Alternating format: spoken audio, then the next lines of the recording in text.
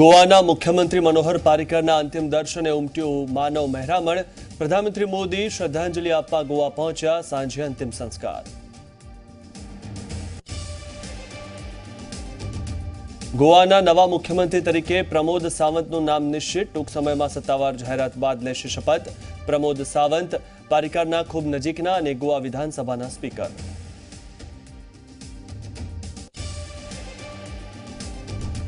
मुख्यमंत्री निवास स्थाने मળી भाजप चूंटणी समितिની બેઠક। મહેસાણા બેઠક પર ચર્ચા થઈ પૂર્ણ। બેઠક માટે 4 નામ રેસમાં। બેઠક પૂર્વે સ્વર્ગસ્થ મનોહર પારીકરને અપાઈ શ્રદ્ધાંજલિ।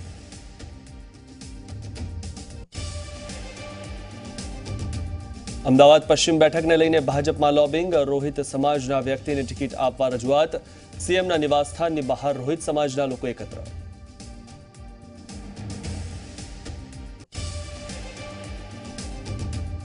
અરવલ્લીના કુંડોલના ડુંગર પર ભીષણ આગ। હજારો વનરાજી બળીને ખાખ।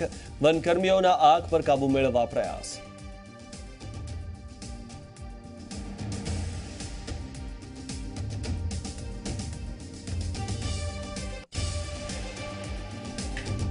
નમસ્કાર, હું મિથુન, આપ જોઈ રહ્યા છો સ્પીડ ન્યૂઝ। સૌપ્રથમ વાત કરીએ એક મહત્વના સમાચારની તો બનાસકાંઠાના ડીસામાં લોકસભા ટિકિટ માટે ઠાકોર સમાજની બેઠક મળી છે, જેમાં જિલ્લામાંથી ઠાકોર સમાજના આગેવાનો મોટી સંખ્યામાં જોડાયા છે। ત્યારે બેઠકમાં ભાજપ અને કોંગ્રેસ બંને પાર્ટી સમાજનું સન્માન જાળવી તેવી માંગ કરવામાં આવી છે। સાથે જેવી ચીમકી પણ ઉચ્ચારાઈ છે કે કોઈ પાર્ટી ટિકિટ ન આપે તો ઠાકોર સમાજ અપક્ષ લડવાના મૂડમાં છે।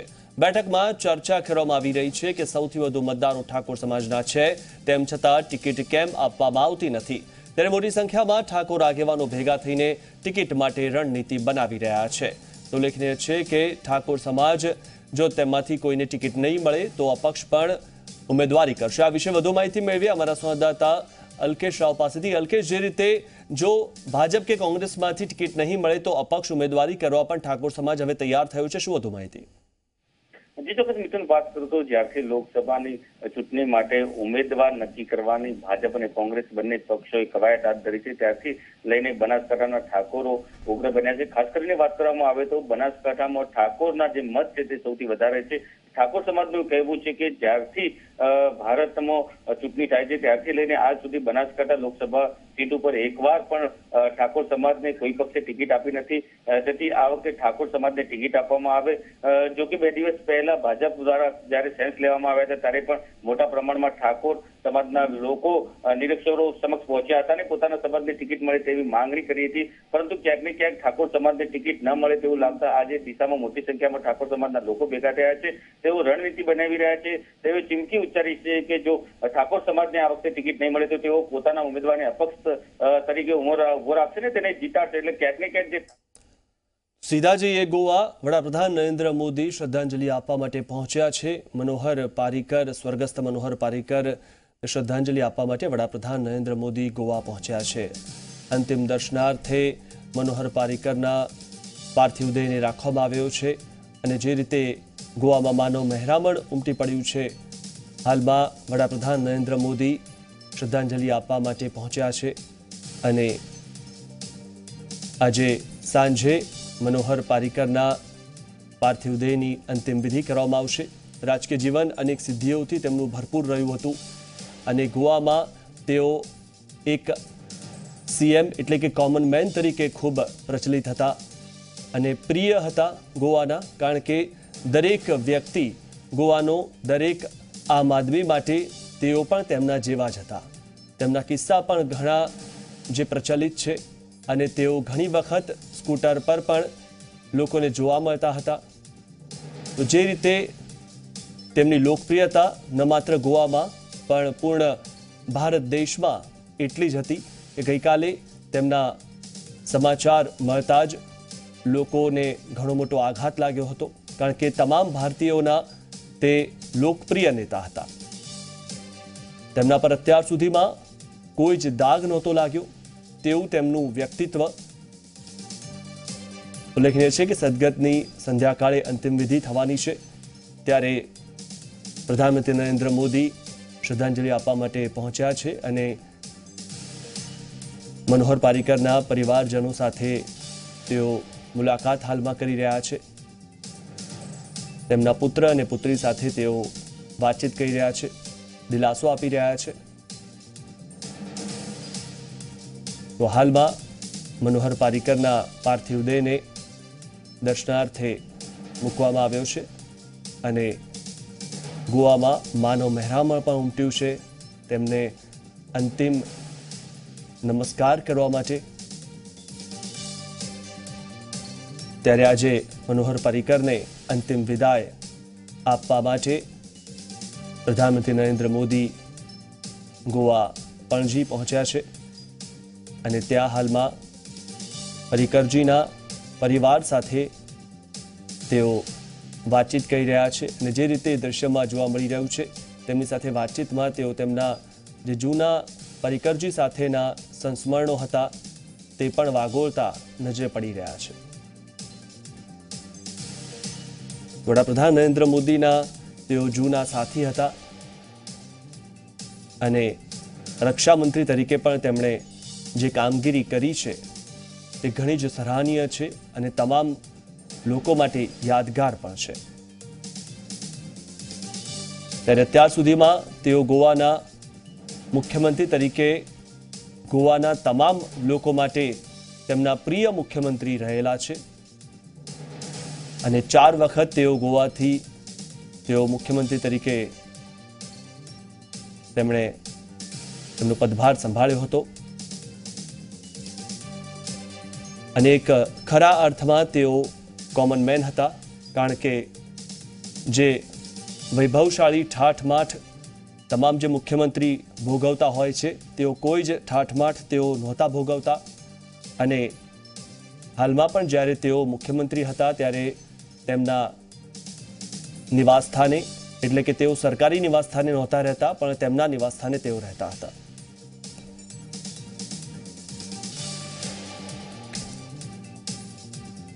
તમારી સાથે विकास गौकर गोवा थी हमारा संवाददाता जोड़ाई गया है. विकास जी, जिस तरह से गोवा को पर्रिकर जी के जाने से जो सदमा लगा है और जो शाम को उनकी अंतिम यात्रा निकलने वाली है, क्या है इस बारे में और जानकारी?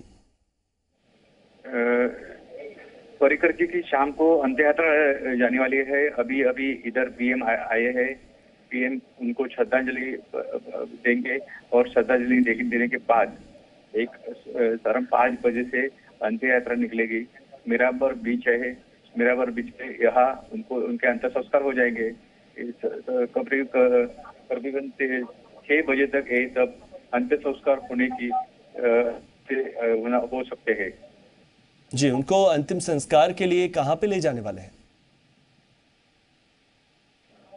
इधर मीरामार बीच है, मीरामार बीच के उनके अंतिम संस्कार किए जाएंगे. अभी अभी पीएम आए हैं. पीएम आने के बाद उनको श्रद्धांजलि देंगे और उसके बाद 5 बजे उनकी अंत्य यात्रा निकलेगी. मीरामार बीच इधर जब गोवा अकादमी में इधर उनका पार्थिव रखा गया है और इधर से 6 बजे के बाद उनका जो पार्थिव है वो मीरामार बीच है उधर इधर निकलेगा. जी, हाल ही में जैसे कि नरेंद्र मोदी जी, पीएम नरेंद्र मोदी जी अभी आए हुए हैं, उनको श्रद्धांजलि दे रहे हैं. उनके बाद अभी कौन कौन से जो नेता है वो अभी आने के बाकी हैं? इधर महाराष्ट्र के जो मंत्रीगण है वो भी आ गए हैं और बाकी गोवा के सब मंत्रीगण आ गए हैं और इसी के वजह जी जी धन्यवाद विकास जी. तो वडाप्रधान नरेंद्र मोदी श्रद्धांजलि आपवा माटे पहोंच्या छे अने पर्रिकरजीना परिवारजनों साथे तेमणे मुलाकात करी अने पोताना पर्रिकरजी साथेना जे संस्मरणो हता ते पण तेमणे वागोळ्या हता. त्यारे परिवारने तेमणे दिलासो आप्यो छे. 5 वागे मनोहर पर्रिकरजी अंतिम यात्रा निकळवानी छे. गोवामां हालमां गोवाना तमाम लोको माटे गईकाले जे समाचार आव्या ते पण घणा आघातजनक हता अने तमाम जे गोवाना लोको छे तेओ अंतिम दर्शन करवा माटे हालमां आवी रह्या छे पणजीमां, ज्यां मनोहर पारीकरजीनो पार्थिव देह राखवामां आव्यो छे अंतिम दर्शन माटे. त्यारे प्रधानमंत्री श्रद्धांजलि आपवा माटे पहोंच्या. તેમણે શ્રદ્ધાંજલિ આપી અને તેમના બાદ હવે મહારાષ્ટ્રના જે નેતાઓ છે તેઓ પણ હવે ત્યાં પહોંચવાના છે. તો 64 વર્ષની વયે પર્રિકરજીનું નિધન થયું અને લાંબી બીમારી બાદ તેમનું નિધન થયું છે. સ્વાદપિંડુના કેન્સરથી તેઓ પીડિત હતા. ત્યારે સરળ સ્વભાવના પર્રિકરજી 4 વખત ગોવાના મુખ્યમંત્રી પણ તેઓ બની ચૂક્યા હતા અને ગોવાના તમામ લોકોના તેઓ પ્રિય હતા. ત્યારે દેશના રક્ષામંત્રી તેમજ ઉત્તર પ્રદેશથી રાજ્યસભાના સાંસદ તરીકે પણ તેમને કમાન સંભાળી હતી. તો લાંબા સમય સુધી તેઓ RSSના પ્રચારક પણ રહી ચૂક્યા છે અને 2014માં NDA સરકારમાં મનોહર પર્રિકરજી દેશના રક્ષામંત્રી પણ રહ્યા હતા. ત્યારે તેમનું જે રાજકીય જીવન છે તે અનેક સિદ્ધિઓથી ભરપૂર રહેલું છે.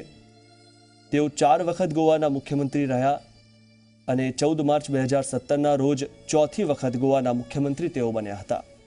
ત્યારે 2000થી 2005માં પ્રથમ વખત, 2012થી 2014માં બીજી વખત અને 2014માં ભાજપની આગેવાનીવાળી NDA સરકાર બની તો તેમાં PM મોદીએ તેમને દિલ્હી બોલાવ્યા હતા. તેમણે સૌથી મહત્વપૂર્ણ રક્ષામંત્રીનો પદભાર સંભાળ્યો હતો. રક્ષામંત્રી બન્યા બાદ તેમને સંસદ સભ્ય તરીકે તેઓ યુપીથી રાજ્યસભાના સાંસદ બન્યા હતા. મહત્વની વાત છે કે તેઓ IIT મુંબઈથી તેમણે ગ્રેજ્યુએટ કર્યું હતું અને સંઘ સાથે પણ તેમનો જૂનો સંબંધ હતો. 1955માં તેમનો જન્મ થયો હતો ગોવાના માપુસા ગામમાં અને લોયલા હાઈસ્કૂલમાંથી તેમણે પ્રાથમિક શિક્ષણ મેળવ્યું હતું. ત્યારે 1978માં તેમણે IIT મુંબઈથી એન્જિનિયરિંગમાં ગ્રેજ્યુએશન કર્યું હતું અને વિદ્યાર્થી જીવનથી જ મનોહર પર્રિકરજી રાષ્ટ્રીય સ્વયંસેવક સંઘમાં સક્રિય હતા. તો શરૂઆતથી જ તેમનો સંઘ સાથે લગાવ હતો અને ભણતર દરમિયાન સંઘની શાખામાં તેઓ જવા લાગ્યા હતા. ત્યારે ભણતર પૂરું કર્યા બાદ પણ તેઓ સંઘ સાથે જોડાયેલા રહ્યા અને બાદમાં તેઓ ભાજપમાં સામેલ થઈ ગયા હતા. ત્યારે ભાજપ પાર્ટી તરફથી પ્રથમ વખત તેઓ ચૂંટણી લડ્યા હતા. 1994માં પ્રથમ વખત તેઓ જીત્યા હતા. 1994માં પર્રિકરજીએ ભાજપની બેઠક પરથી ગોવાની પણજી બેઠકથી વિધાનસભા ચૂંટણી લડી હતી અને તેમને જીત મેળવી હતી. તો 24 ઓક્ટોબર 2000માં ગોવામાં થયેલ વિધાનસભા ચૂંટણીમાં ભાજપે જીત મેળવતા સત્તા સુધી પહોંચ બનાવી લીધી હતી અને પર્રિકરજીને મુખ્યમંત્રી બનાવવામાં આવ્યા હતા. ત્યારે મુખ્યમંત્રી બનવાની ખુશી પર્રિકરજીને વધુ સમય રહી ન શકી કારણ કે અંગત જીવનમાં તેમનો સંઘર્ષ પણ શરૂ હતો. ઉલ્લેખનીય છે કે તેમના પત્નીનું પણ કેન્સરથી મોત થયું હતું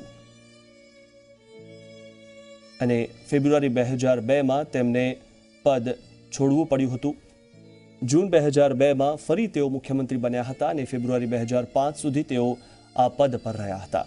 2005માં વિધાનસભા ચૂંટણીમાં હાર્યા બાદ ભાજપ 2012માં ફરીથી સત્તામાં આવી અને પર્રિકરજી ફરી એક વખત મુખ્યમંત્રી બન્યા. 2014માં કેન્દ્રમાં મોદી સરકારમાં રક્ષામંત્રી બનવા માટે નવેમ્બર 2014માં તેમણે રાજીનામું આપ્યું હતું. જો કે રક્ષામંત્રીના રૂપમાં વધુ સમય સુધી તેઓ પદ પર નહીં રહી શક્યા કારણ કે સ્વાસ્થ્ય ખરાબ હોવાના કારણે તેઓ ગોવા પરત ફર્યા હતા અને ફરીથી તેઓ મુખ્યમંત્રી બન્યા હતા. તો ગોવાના તમામ જે લોકો છે તેમના માટે તેમના સૌથી ચહિતા વ્યક્તિ એટલે મનોહર પર્રિકરજી અને તેમના ગઈકાલે જે આ દુઃખદ સમાચાર સાંભળતા જ ગોવાના તમામ લોકોમાં દુઃખની લાગણી છે. ન માત્ર ગોવાના લોકોમાં પણ ભારતના તમામ લોકોમાં દુઃખની લાગણી છે કારણ કે તમામ લોકોમાં તેમની જે છાપ છે તે એક સ્વચ્છ રાજનેતાની, લોકનેતાની છાપ છે. કારણ કે તેમણે જે પણ કાર્ય કર્યું છે અત્યાર સુધીમાં તે પૂરી મહેનતથી કર્યું છે અને તેમના પર કોઈ પણ આરોપ નહોતો લાગ્યો અત્યાર સુધીમાં કારણ કે સ્વચ્છ છબી ધરાવતા તે વ્યક્તિ હતા અને એટલે જ તમામના લોકચહિતા એવા મનોહર પર્રિકરજી જેમના અંતિમ દર્શન કરવા માટે ગોવામાં હાલમાં માનવ મહેરામણ ઉમટી પડ્યું છે. તેમના અંતિમ દર્શન કરવા માટે પણજી ગોવાથી આ સીધા દ્રશ્યો આપ હાલમાં જોઈ રહ્યા છો અને પર્રિકરજીને અંતિમ વિદાય આપવા માટે, વસમી વિદાય આપવા માટે લોકો આવી રહ્યા છે. ત્યારે પ્રધાનમંત્રીએ તેમના પરિવારજનોને દિલાસો આપ્યો હતો. નિર્મલા સીતારમણ પર પહોંચ્યા ત્યારે લોકોના ચહિતા ગોવાના મુખ્યમંત્રી હવે તેમને શ્રદ્ધાંજલિ આપવા માટે લોકો પહોંચી રહ્યા છે. આગળ જાણીશું વધુ સમાચારો. હાલમાં સમય થયો છે બ્રેકનો.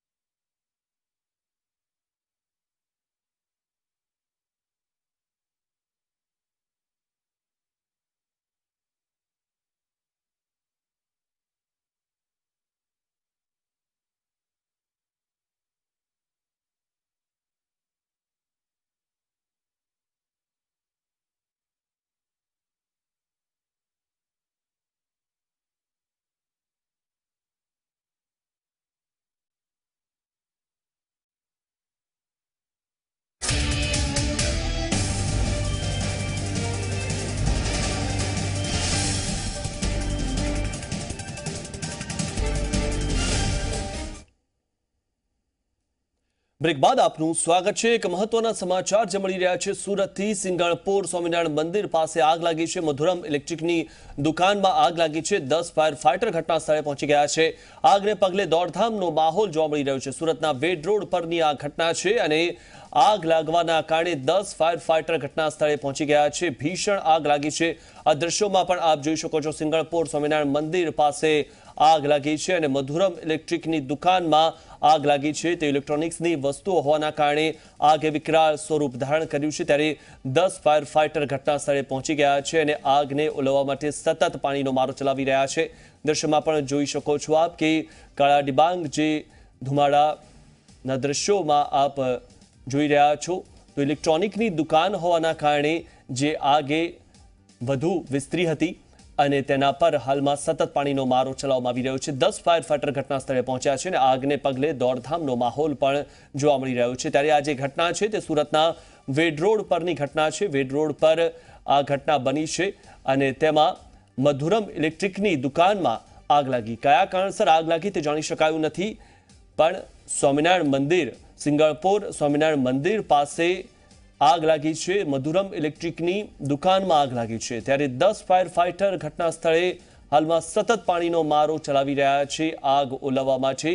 ત્યારે આગ વધુ ફેલાય નહીં તેના માટે સતત તકેદારી રાખવામાં આવી રહી છે અને જે રીતે દ્રશ્યમાં પણ આપ જોઈ શકો છો ત્યારે આગ લાગવાના કારણે જે ધુમાડાના ગોટે ગોટા જોવા મળી રહ્યા છે. ત્યારે ઇલેક્ટ્રોનિકની દુકાન હોવાના કારણે જ્યારે તેમાં માલસામાન છે તે તમામ બળીને ખાખ થઈ ગયું છે અને ઇલેક્ટ્રિકની દુકાન હોવાના કારણે તેમાં જે આગ છે તે આગ વધુ ભડકી છે.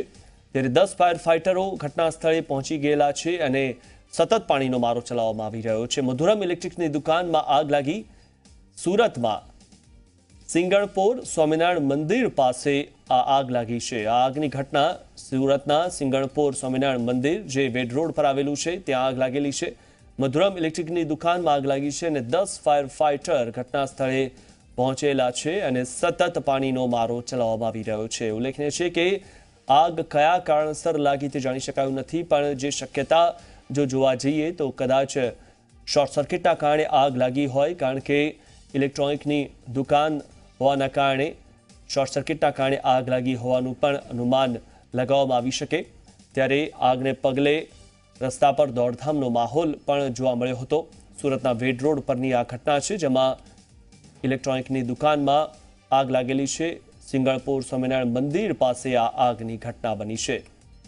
તો જે કોમ્પ્લેક્સમાં આ આગ લાગી છે ત્યાં આગ વધુ વિસ્તરે નહીં તેના માટે સતત પાણીનો મારો ચલાવવામાં આવી રહ્યો છે અને બાકીના જે દુકાનો છે તેમાં પણ આગ પ્રસરે નહીં તેના માટે ખાસ કાળજી લેવામાં આવી રહી છે. ત્યારે 10 ફાયર ફાઈટર સતત પાણીનો મારો ચલાવી રહ્યા છે અને જો આ આગ વધુ વિસ્તરે તો વધુ ફાયર ફાઈટર પણ બોલાવવાની ફરજ પડે તેમ હાલ દ્રશ્યોમાં લાગી રહ્યું છે। ત્યારે હાલમાં જે આ દ્રશ્યમાં આપ જોઈ શકો છો, આગે વિકરાળ સ્વરૂપ ધારણ કરેલું છે અને લોકોમાં પણ નાસભાગ મચી ગઈ છે। તો સિંગણપોર સ્વામિનારાયણ મંદિર પાસે આવેલ મધુરમ ઇલેક્ટ્રિકની દુકાનમાં આગ લાગી અને આગ લાગતા જ દોડધામ મચી ગઈ હતી। ત્યારે 10 ફાયર ફાઇટર હાલમાં ઘટના સ્થળે મોજૂદ છે અને સતત પાણીનો મારો ચલાવવામાં આવી રહ્યો છે। ત્યારે હવે જોવું રહ્યું કે આખરે આ જે આગ લાગેલી છે એ કેટલા સમયમાં કાબૂમાં આવશે અને આગને આગળ વધતી રોકવા માટે સતત જે પાણીનો મારો તો ચલાવવામાં આવી રહ્યો છે, કેટલું નુકસાન થયું છે તે પણ જાણી શકાયું નથી। ત્યારે કયા કારણસર આગ લાગી છે તે જાણી શકાયું નથી। તો આ વિશે વધુ માહિતી મેળવી અમારા સંવાદદાતા તેજસ મોદી પાસે। તેજસ, આ આગ કેટલા વાગે લાગી અને કઈ રીતે લાગી? લગભગ 2 વાગ્યાના આસપાસના સમયમાં આગની ઘટના બની હતી। સુરતના વેડરોડ વિસ્તારમાં મધુરમ પ્લાઝા નામની બિલ્ડિંગ આવી છે, ત્યાં ખાલી ઇલેક્ટ્રિક શોરૂમ છે, તેના ઉપરના ભાગમાં ઉર્જા એજન્સી આવી છે। ત્યાં જે પતરાના શેડ બનાવવામાં આવે ત્યાં ખાલી સૌથી પહેલા આગ લાગી હતી। આગની જાણ સ્થાનિક લોકો તરત તેમને ફાયર બ્રિગેડને જાણ કરી હતી, પરંતુ ફાયર બ્રિગેડ આવે તે પહેલા આગે ખૂબ મોટું વિકરાળ સ્વરૂપ ધારણ કર્યું હતું, કારણ કે ઇલેક્ટ્રિકની તમામ વસ્તુ હતી અને તેના કારણે આગ થોડી જબરદસ્ત પકડાઈ ગઈ હતી। જો કે હજી બ્રિગેડ કોલ જાહેર કરવામાં નથી આવ્યો। હાલ ફાયરની લગભગ 10 જેટલી ગાડીઓ અંદરની સ્થળ પર પહોંચી છે અને આગ બુઝાવવાની કામગીરી કરી રહી છે।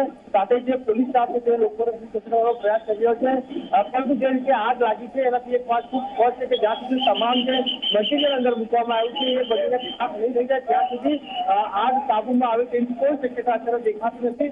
હાલ ફાયર બ્રિગેડની અલગ અલગ ટીમો જે છે અલગ અલગ વિસ્તારમાં બિલ્ડિંગની આજુબાજુ ગોઠવાઈ ગઈ છે અને જે સતત પાણીનો મારો કરવામાં આવી રહ્યો છે, પરંતુ અનેક વસ્તુ લોખંડની એંગલો છે, સાથે જે ફ્રીજ છે, ટીવી છે, રેફ્રિજરેટર છે, વોશિંગ મશીન છે, આ તમામ વસ્તુ જે પાણી નો છંટકાવ થવાનો અત્યારે કરવામાં આવી રહ્યો છે, પરંતુ હાલ સીધી રીતે કોઈ પણ પ્રકારે આગ કાબૂમાં આવે તેવું અત્યારે લાગી રહ્યું નથી। તો જે રીતે હાલમાં આગ કાબૂમાં આવે તેવું લાગી રહ્યું નથી, ત્યારે બ્રિગેડ કે મેજર કોલ પણ જાહેર થઈ શકે છે? સંભવતઃ અત્યારે એવી શક્યતા ખૂબ ઓછી છે, કારણ કે લિમિટેડ એરિયાની અંદર આગ લાગી છે। બિલ્ડિંગના 2 ભાગ છે ત્યાં આગળ જે આગ લાગી છે ત્યાંથી સતત પાણીનો મારો કરવામાં આવી રહ્યો છે કે અત્યારે સ્થિતિ નોર્મલ જોઈ શકાય છે, પરંતુ જો આસપાસની બિલ્ડિંગમાં જો આગ લાગે તો બ્રિગેડ કોલ પણ જાહેર થઈ શકે છે, પરંતુ અત્યારે બ્રિગેડ કોલ જાહેર થાય તેની શક્યતા ખૂબ ઓછી છે। અત્યારે જેટલી પણ ફાયરની ગાડીઓ છે તેના દ્વારા તમામ જે આગ બુઝાવવામાં જી આભાર તેજસ, માહિતી આપવા બદલ।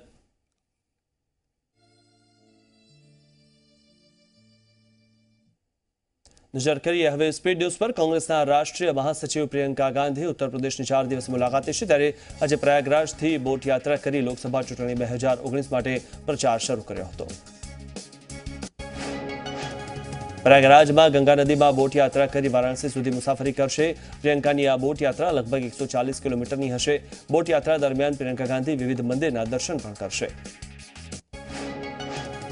કોંગ્રેસના મહાસચિવ પ્રિયંકા ગાંધી વાડરા પ્રયાગરાજમાં હનુમાનજી મંદિરમાં દર્શન કર્યા બાદ ત્રિવેણી સંગમ પહોંચ્યા, જ્યાં તેમણે ત્રિવેણી સંગમમાં પૂજા અર્ચના કરી ગંગા યાત્રાની શરૂઆત કરાવી।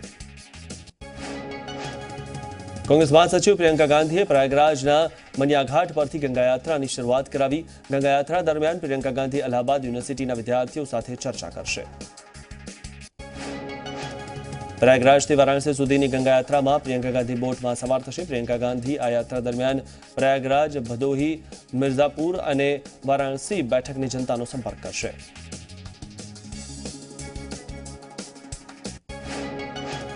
કોંગ્રેસ મહાસચિવ પ્રિયંકા ગાંધીએ દુમદુમા ઘાટ પરથી જનસંબોધન કરતા પ્રધાનમંત્રી મોદી પર પ્રહાર કર્યા। પ્રિયંકાએ સભામાં કહ્યું, ચોકીદાર ખેડૂતો માટે નહીં પરંતુ અમીર લોકો માટે હોય છે। પ્રિયંકા ગાંધીની આગેવાનીમાં પ્રયાગરાજથી શરૂ થયેલી ગંગા યાત્રાને લઈ યુપી કોંગ્રેસે ટ્વીટ કર્યું, તીર્થસ્થાન જાતિ અને વર્ણના ભેદભાવથી ઉપર આવીને દરેક વ્યક્તિને સમાનરૂપી આવકારે છે, જે વિશ્વધર્મ માનવતાનો સંદેશ આપે છે। યુપીમાં ગઠબંધનને લઈને અખિલેશ યાદવે ભાજપ પર પ્રહાર કરતા કહ્યું, યુપીમાં એસપી, બીએસપી અને એલઆરડીનું ગઠબંધન ભાજપને હરાવવા માટે પૂરતું છે। બીએસપીના માયાવતીએ કોંગ્રેસને ઝટકો આપતા કહ્યું, કોંગ્રેસ જનતામાં ભ્રમ ફેલાવવાનું કામ કરે છે, બંધ કરે તે કોંગ્રેસ સાથે કોઈ પણ પ્રકારનું ગઠબંધન નહીં થાય. સમાજવાદી પાર્ટી સાથેનું ગઠબંધન બીજેપીને હરાવવા માટે કર્યું છે. દિલ્હીના મુંડકા વિસ્તારમાં આવેલી કેમિકલ ફેક્ટરીમાં અગમ્ય કારણોસર આગ લાગી. ભારે જમત બાદ 15થી વધુ ફાયર ફાઇટરે આગ પર કાબુ મેળવવાના પ્રયાસ હાથ ધર્યા હતા. પાકિસ્તાને છેલ્લા 24 કલાકમાં બીજી વાર કર્યું સીઝફાયરનું ઉલ્લંઘન. જમ્મુ કાશ્મીરના રાજૌરી સેક્ટરમાં ફાયરિંગ કર્યું ત્યારે ભારતીય સેના દ્વારા આપવામાં આવ્યો વળતો જવાબ. પાકની નાપાક હરકતથી સેનાનો એક જવાન શહીદ. નાપાક પાકિસ્તાને ફરી એકવાર સીઝફાયરનું ઉલ્લંઘન કર્યું. રાજસ્થાનથી હિન્દુમલકોટ બોર્ડર પર સીઝફાયરનું ઉલ્લંઘન ત્યારે ભારતીય સેનાએ ફાયરિંગનો વળતો જવાબ આપ્યો. ગોવાના મુખ્યમંત્રી મનોહર પારીકરનું નિધન થયું ત્યારે ભાજપના પ્રદેશ અધ્યક્ષ જીતુ વાઘાણીએ તેમને શ્રદ્ધાંજલિ પાઠવી હતી. ભાજપ વિરુદ્ધ કોંગ્રેસે નોંધાવી આચારસંહિતા ભંગની ફરિયાદ. સીએમ આવાસમાં મળેલી બેઠકનો મુદ્દો ઉઠાવ્યો. કોંગ્રેસ આઈટી સેલના કેયુર શાહે નોંધાવી ફરિયાદ.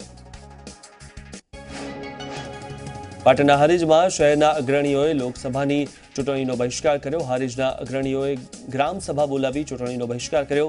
હારીજમાં રેલવે અને જીઆઈડીસી દો પછી વોટ લોનો સૂર લગાવાયો છે. ભાજપ પાર્લામેન્ટરી બોર્ડની બેઠક મળી. બેઠકમાં મનોહર પારીકરને શ્રદ્ધાંજલિ અપાઈ. વડોદરામાં નિઝામપુરામાં ચૂંટણી બહિષ્કારના 10 જેટલી સોસાયટીના લોકોએ બેનર લગાવ્યા. રાજકીય પાર્ટીને સોસાયટીમાં પ્રવેશ ન કરવો તેવું બેનર લખવામાં આવ્યું છે. સાંસદ રંજનબેન ભટ્ટના કાર્યાલય નીચે જ બેનર લાગ્યું છે. લોકસભાની ચૂંટણીને લઈને અનેક નામની ચર્ચા થઈ રહી છે ત્યારે મધ્યપ્રદેશના રાજ્યપાલ આનંદીબેન પટેલ લોકસભાની ચૂંટણી નહીં લડે. આનંદીબેન પટેલે ગુજરાત આવવાની વાતને ફગાવી. અમદાવાદ પશ્ચિમ બેઠકને લઈને રોહિત સમાજના વ્યક્તિને ટિકિટ આપવા માટે રજૂઆત. મુખ્યમંત્રી નિવાસસ્થાને બહાર સમાજના લોકો આવ્યા તો અત્યાર સુધી વણકર સમાજના લોકોને ટિકિટ અપાઈ છે. બનાસકાંઠાના અમીરગઢના લક્ષ્મીપુરા નજીક થયો અકસ્માત. બસ નીચે બાઇક આવી જતા 2 વ્યક્તિઓના ઘટના સ્થળે જ મોત થયા. અમીરગઢ પોલીસે ઘટના સ્થળે પહોંચી મૃતકની લાશોને પોસ્ટમોર્ટમ માટે ખસેડી અને વધુ તપાસ હાથ ધરી. સુરતમાં અડાજણ વિસ્તારમાં જીમ ટ્રેનરે નશાની હાલતમાં કારથી 4 લોકોને ઉડાવ્યા હતા. કારથી અકસ્માત થયેલા 4 લોકો સફાઈ કામદાર હતા જેમને સારવાર માટે હોસ્પિટલ ખસેડવામાં આવ્યા. અડાજણ પોલીસે ગુનો નોંધીને ચાલકની ધરપકડ કરી છે. વધુ સમાચારો માટે જોતા રહો ઝી 24 કલાક. નમસ્કાર.